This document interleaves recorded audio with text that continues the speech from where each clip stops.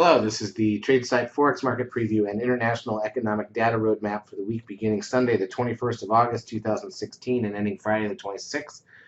Hope you had a good week. We actually pulled off some winners here.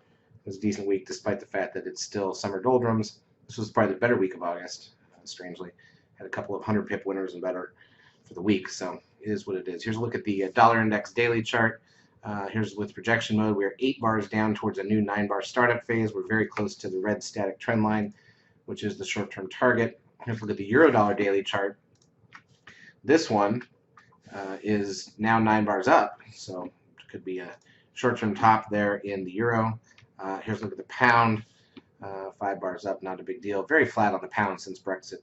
Aussie dollar making a nice cup, but has a 13 sell signal from over a week ago. And look at the pink risk line from that sell signal is exactly containing the market there. Pound yen finding support right on its key static trend line. You don't get any more technical than that. Euro yen dead flat. Look how flat that stuff is for. I mean, this is just August. That's all you can say. There's nothing else to say except for the fact that this is August. All right, let's look at the intra-week action to see how bad the intra-week ranges were. Here's the euro dollar in 30-minute candles. High to low for the week is 200 pips. Like I said, that's a little better than the last week, but certainly when you trade 130 pips per day on average and more like 350 per week, this is light. Monday flat, Tuesday the big move, Wednesday flat, Thursday a drift up, Friday flat on the euro. Meanwhile, the pound, at least this trade a little more range, about 320 pips of range. That's better than we've been seeing. That's what helped us out. There was a news gap at one point in time midweek. A little bit more volatility. Overall, nothing technical to talk about right now, though, in terms of market patterns and setups. It is August. We remain half size while the doldrums continue. So let's just take a look at what's coming this week, and we'll get to it. Sunday, nothing, amazingly. No data around the world on Sunday. Monday, we've got wholesale sales out of Canada in the morning. Australia's CB leading index. Then you jump almost 12 hours to flash manufacturing PMI out of Japan. Trade balance out of Switzerland going into Tuesday. French, German, and the broad European manufacturing and services PMI data all coming out within an hour going into Tuesday morning here in the U.S. CBI industrial order expectations out of the UK. CB leading index out of China. Flash manufacturing PMI here in the U.S. Got consumer confidence out of Europe.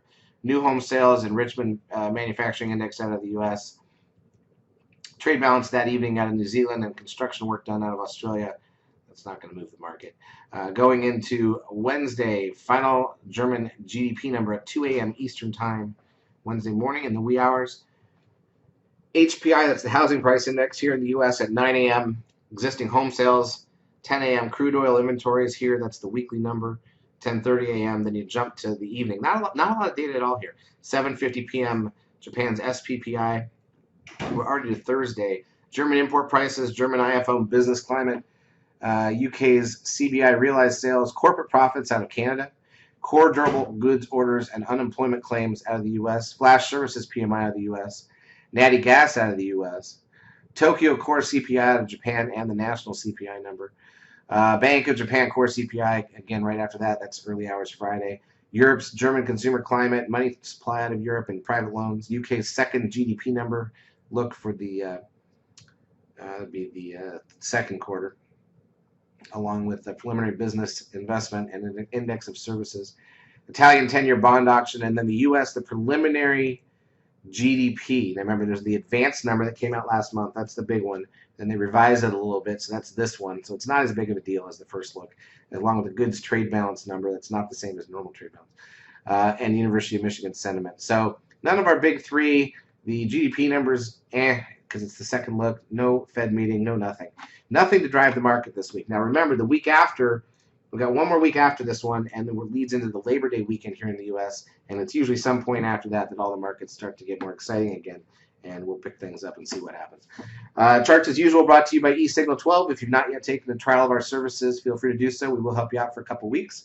Good time of year to get it going. Have a great week and weekend.